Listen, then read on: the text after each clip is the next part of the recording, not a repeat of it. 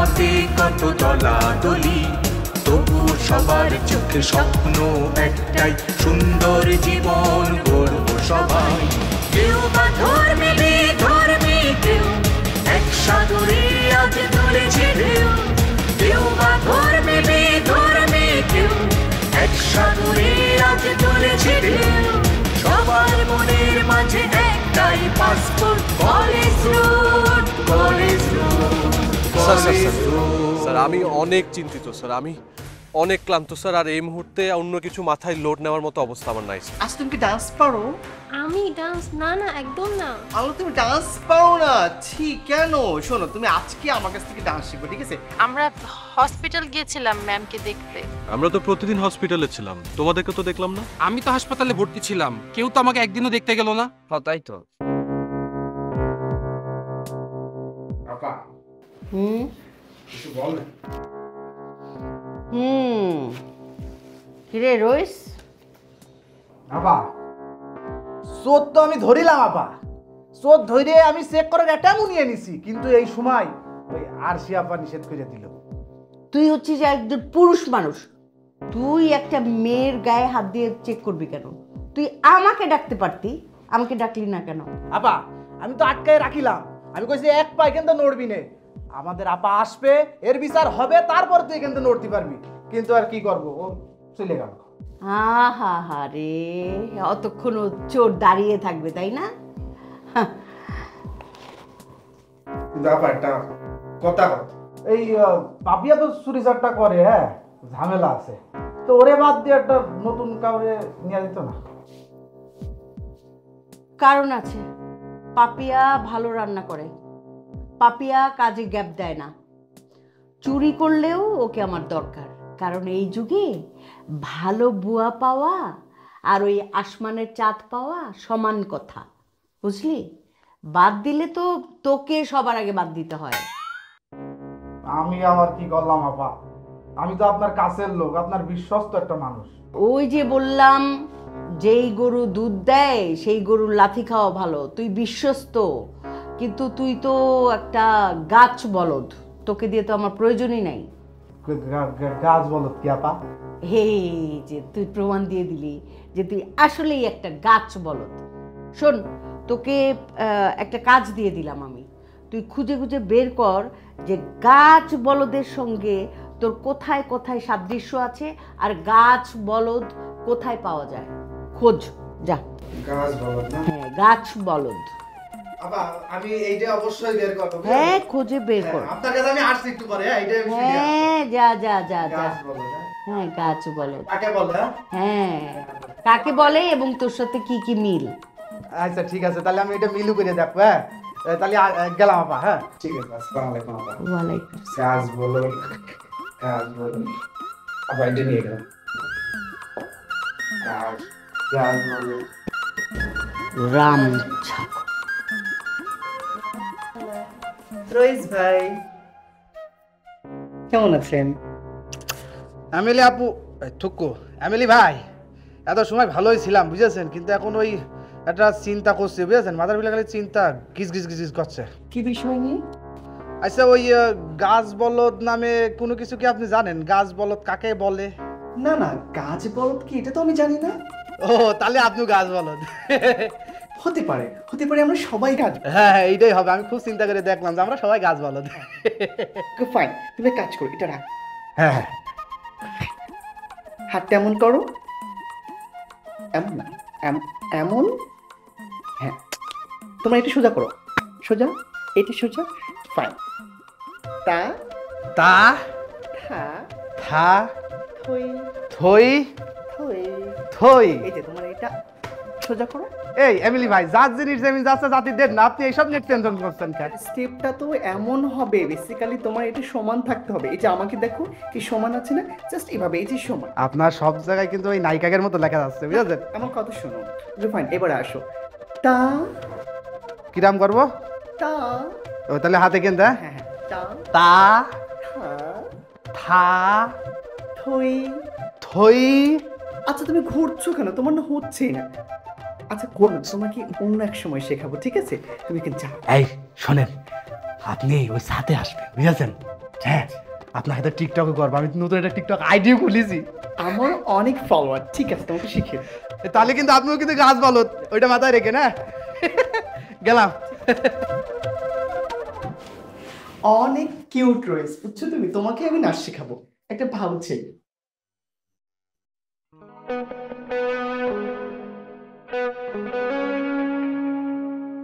এই রাহাত, কি অবস্থা তোমার? আলহামদুলিল্লাহ ভাই, ভালোই আছে।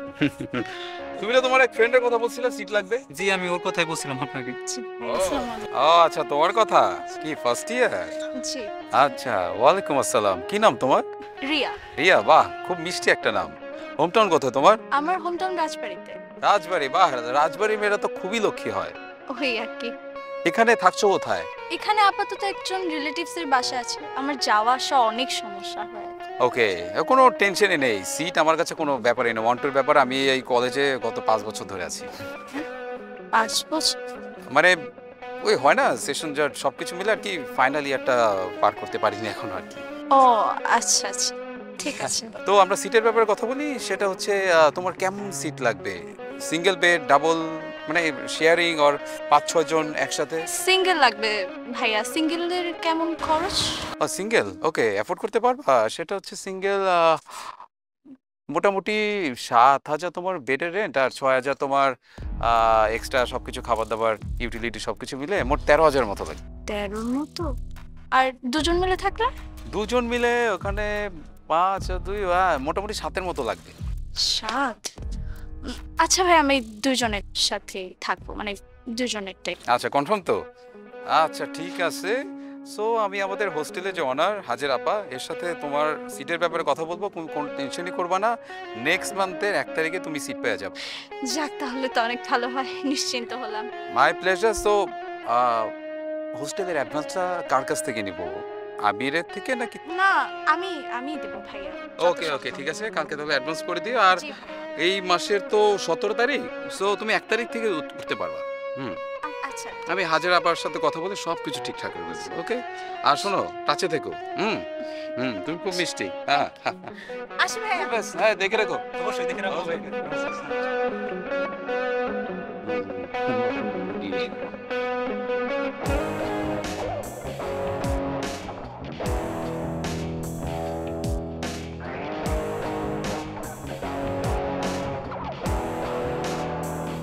আই মেয়ে, তুমি এখানে একটু দাঁড়াও।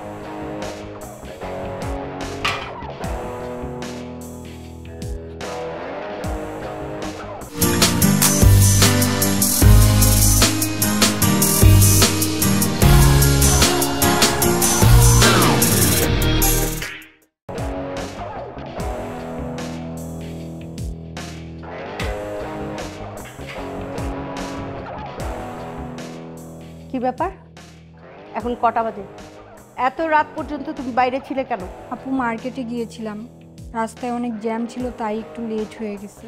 সবাই মার্কেটে যায়, কিন্তু তোমার মতো এত রাতে হোস্টেলে ফেরে না। তোমার কত বড় সাহস হলো? জেনেও তুমি লেট করে হোস্টেলে ফিরেছো কেন? আজকে এটা প্রথমবার হয়েছে, তাই না? আর কেউ কি শপিং করতে যায় না? আমি কিন্তু রাস্তায় কিছু একটা দেখেছি। হ্যাঁ, এই হাজেরা বেগমের চোখ ফাঁকি দিয়ে এত সহজ না। এই হাজেরা বেগমের হোস্টেলে সবাই টাইম টেবিল মেনটেন করে। শপিং করেছো? কোথায় তোমার শপিং? এরপর যদি দেখি তুমি রাত করে এই হোস্টেলে ফিরছো, তোমার হোস্টেলের সিট কিন্তু আর থাকবে না, ঠিক আছে? যাও তুমি।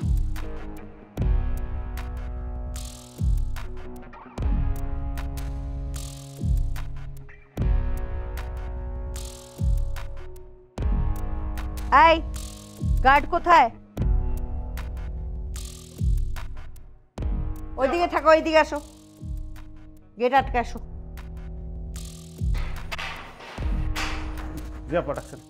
কি ব্যাপার? তুমি কি ডিউটি ঠিকভাবে পালন করো না? আপা, ওই যে একটু পান খাইতে গেছিলাম। তোমাকে কি পান খাওয়ার জন্য আমি বেতন দেই? একটা মেয়ে কিভাবে এত রাতে?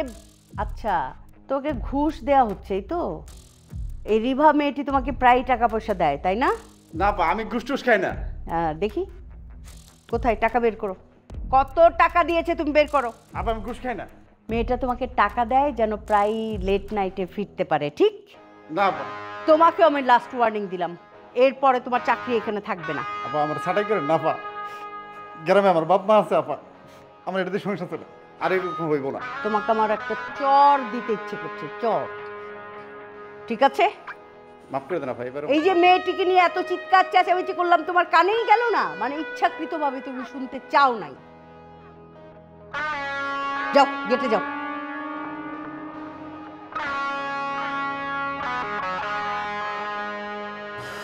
রুমের কি অবস্থা করে রাখে বা।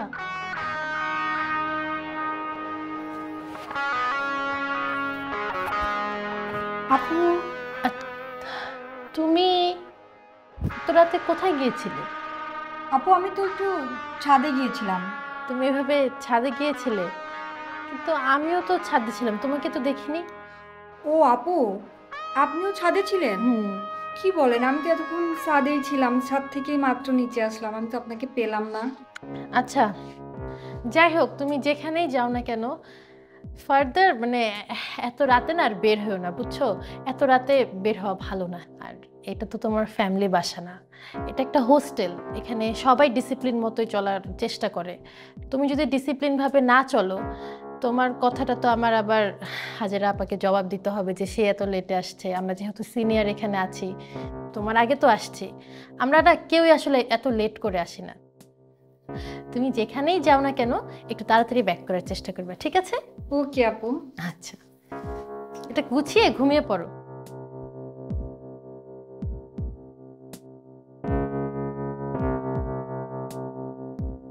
তো কানের পর্দায় এক চড় মেরে এর পর্দা ফাটাই ফেলবে। এই পর্দা ফাটাই ফেলে দাও। আই মারামারি লাগবে। আই আই আপা, ও আমার কই আছে মহিলার মুরগি নাকি আমি? আপা আমার কথাটা শুনেন, হে আমার কইছে কি জানেন, আমি নাকি শুক না বাতাসে উড়ে যাইমো। আমার কইছে কি জানেন, আমি নাকি শিয়াল, হে নাকি বাঘ। এই জন্য হ্যাঁ আমি কইছি হে হইলে কি বয়লার মুরগি। কথাটা আমি ঠিক কইছি না? এই তোর গালটা দে দেখি। কিসের জন্য আপা? থাপ্পড় মারবো। আবার মারবেন? আপা আমার তো মারলেন, ওর মারবেন না? না, ওকে মারবো না, কারণ তুই ফাজিল বেশি। আপা এটা কিন্তু একটা বড় ধরনের বৈষম্য হইল আপা। আপনি ওর মারেন, না হলে এই বৈষম্য কিন্তু যাচ্ছে না। এটা কিন্তু আমার মাথার যাবে না কিন্তু কোনোদিন। হবে। ডিউটি রেখে দুজন মারামারি করার জন্য দুইজনকেই আমি চট দিব। দেখি। আপা এটা কিন্তু আরো বড় বৈষম্য হয়ে গেল। ওর একটা মারলেন, আবার দুটো মারলেন। জি, চিরকাল বৈষম্য ছিল, বৈষম্য আজীবন থাকবে। ঠিক আছে? ঠিক আছে আপা, তোর কিন্তু আমি দেখে নেব না। যা ডিউটি কর। তোর আমি দেখে নেব না। তোরে আসসালামু আলাইকুম আপা।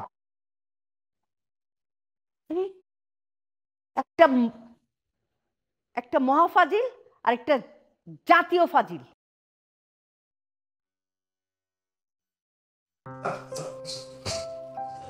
রাঙা ভাই, আপনি আসছেন? জি বসেন বসেন।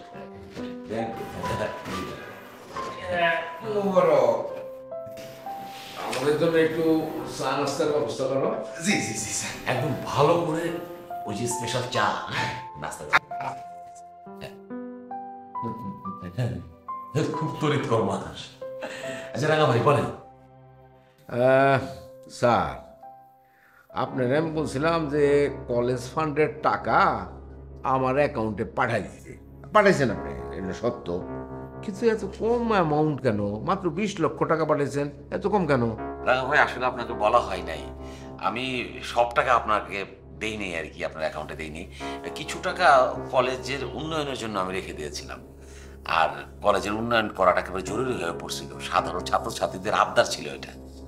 সাধারণ ছাত্রছাত্রী? সাধারণ ছাত্রছাত্রী আবার কারা? কলেজের ভিপি আমার লোক, ভিপির বিরোধী যে দল তারা আমার লোক। এখানে সাধারণ ছাত্রছাত্রী বলতে আপনি কি বুঝতেছেন? আছে আছে স্যার, সাধারণ ছাত্রছাত্রী অনেক আছে এবং তাদের তো নানান আবদার, এটা চাই ওটা চাই, এটা করতে হবে ওটা করতে হবে। তাদের আবদার যদি কিছু মাত্রায় পূরণ না করি তাহলে তো যে সাংবাদিকরা লেখালেখি শুরু করে দেবে, তখন আবার ডিসি সাহেবের কাছে কমপ্লেন চলে যাবে, আমার তো চাকরি নিয়ে টানাটানি শুরু হয়ে যেতে পারে। আরে ভাই, আমি যতদিন আছি ততদিন আপনার চাকরি নিয়ে কোনো সমস্যা হবে না। আপনি আমার উপরে ভরসা করতে পারতেছেন না? হ্যাঁ, আমি যেভাবে বলি সেভাবে করেন, এত চিন্তা করতে হবে না। আর এই যে সাধারণ ছাত্রছাত্রী বললেন, এদেরকে লিড করে কারা, মানে কে লিড করছে? আমি কি তাকে চিনি? না, আপনার চেনার কথা না। ওই রিমু খান নামে একজন ছাত্রী আছে, খুব চৌকস, জনপ্রিয়, সেই আন্দোলনটা মানে করছে। তার সাথে আবার যুক্ত হয়েছে আরশি নামে আরেকটা মেয়ে। তাদের তো জনপ্রিয়তা অসীম, সাধারণ ছাত্রছাত্রী অনেক পছন্দ করে তাদেরকে।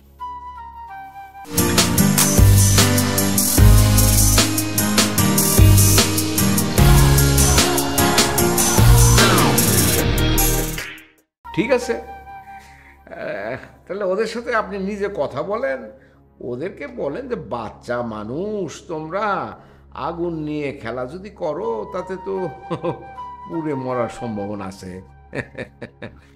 না, আমি নিজে কথা বলিনি, একজন সিনিয়র শিক্ষক দিয়ে তাদের সাথে কথা বলিয়েছি, কিন্তু কোনো লাভ হয় নাই। তাহলে তো আপনার নিজের কথা বলতে হবে। হ্যাঁ, ওদেরকে তো বোঝাতেই হবে, নাহলে তো চলছে না, তাই না? আর উন্নয়নমূলক কর্মকাণ্ডের কথা যেহেতু বললেন, তাহলে তো কাজ শুরু করতে হয়। একটা টেন্ডারের ব্যবস্থা করেন, আর খেয়াল করবেন টেন্ডারটা যেন রবি পায়, তবে বিষয়টা করতে হবে অত্যন্ত গোপনে। রবি যে টেন্ডারটা পাচ্ছে এটা অত্যন্ত গোপনীয় রক্ষা করতে হবে। সেটা কি আর বলতে হবে রাঙা ভাই, একদম শতভাগ গোপনীয়তা রক্ষিত হবে। বেশ বেশ বেশ, তাহলে এক কাজ করেন, আপনি আমার সাথেই চলেন, আমার গাড়িতেই চলেন। ওই আপনাদের জ্যোৎস্না ম্যাডাম নাকি শুনলাম হাসপাতাল থেকে রিলিজ পাইছে, বাসায় আছে, তার সঙ্গে একটু সৌজন্য সাক্ষাৎ করেন, তাতে তো নিজেদের মধ্যে আন্তরিকতা, সৌহার্দ্য একটু বৃদ্ধি পাবে। আমার গাড়িতেই যাবেন, একসাথেই যাব এখান থেকে বাইরে, তারপরে আপনাকে ওনার বাড়ির সামনে নামা দিয়ে দেবো, আপনি তার কুশলাতে জানলেন। আরে এটা তো আমাদের দায়িত্বের মধ্যে পড়ে। জি জি, আপনি বলবেন যে আমি আসতে পারি নাই, আমার কিছু কথা আছে, সে কথাগুলো আমার হয়ে আপনাদের বলবেন। জি, হ্যাঁ পারবেন না? অবশ্যই পারবেন, আপনাদের ভালো হতো আর কি। দেখুন ওই চা কই আপনি?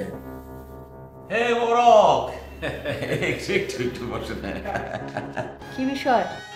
হ্যাঁ আপা, রইস আমার কোমরে হাত দিয়ে দেখতে চাইছে, এটার একটা বিচার করতে হইব। এই কিরে বদমাস, একজন নারীর কোমরে হাত দিয়েছিস তুই? আপা, আপা একটু দাঁড়ান। কিসের দাঁড়ানি? আগে আমার কোমরে হাত দিছে, এটার বিচার করতে হইব, তারপর দাঁড়া বসা, এটা পরে দেখবি। এই এই, তুমি মিথ্যা কথা বলো কেন? তুমি কিন্তু আসলেই একটা খারাপ মানুষ। আপা, এটা একদম মিথ্যা কথা। তুমি সত্যি সত্যি আপাকে জানাই দিবে এই কারণে? হ্যাঁ, এটা তো আমরা মিউচুয়াল করতে পারতাম। আমার কোমরে হাত দিতে চাইছে, এইটার জন্য কঠিন বিচার হবে তোর, তারপর হলো মিউচুয়াল টিউশন। এর আগে আমি মিউচুয়ালের কিছু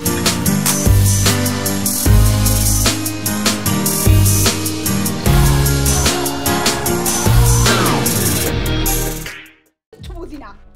আই একদম চুপ, একদম চুপ। আরশি, ঘটনা কি তুমি খুলে বলো তো, তুমি নিশ্চয়ই জানো। জি আপা, যে আমি না বাসা থেকে একটু বাইরে যাচ্ছিলাম কাজে, দেখি ওরা দুজন চিল্লাচিল্লি করতেছে। তো আমি জিজ্ঞেস করছি যে কি হয়েছে, এখানে ঝামেলা কিসের? তো ও পাপি আপা আমাকে বললো যে ওর কোমরে হাত দিতে চেয়েছে। আমিও মনে করছি যে ওর চরিত্রে সমস্যা আছে, কিন্তু না, পরে ও বললো যে ও ভাবছে বাসা থেকে নাকি কিছু চুরি করে নিয়ে যেতেছে, ওর কোমর নাকি ফোলা, এই কারণে কোমরটা চেক করতে চাইছে। ও আচ্ছা আচ্ছা, হ্যাঁ। এই ইকার আকার বাদ দিয়ে কথা বলার অভ্যাসটা তোর গেল না, না? হ্যাঁ, আমার কাছে মিথ্যা বলা খুব সোজা তোর কাছে, না? না না না, সত্যি কথা কইতেছি, ও ঠিকই আমার কোমরে হাত দিতে চাইছে, এখন স্বীকার করবে না। আমি জানি আমার উপরেই সব দোষটা আইবো। তুমি যে একটা চুন্নি, সেই জন্য ও চেক করতে চেয়েছে, বুঝছো? তুমি একটা চোর। এগুলো বিষয়ে কি আপনাকে চেয়ারম্যান সাহেব জিজ্ঞেস করতে বলেছে? তোমার টাকা তোলার দায়িত্ব তোমার না, তোমার টাকা তোলার দায়িত্ব আমার। বুধ, বৃহস্পতি, শুক্র, শনি, আপনি শনিবার দিন আসেন। শনিবার দিন ওই যে হাজারাপা আসবে, আসলে আপনার সাথে সরাসরি আমি কথা কয়ে দিবেন, বুঝেছেন? সে রাতের বেলায় মাহিন নামের একটা ছেলের সাথে রাস্তায় আড্ডা দিচ্ছিল। ওই ছেলেটাও বাজে টাইপের, আর রিবা মেয়েটাও অতি জঘন্য।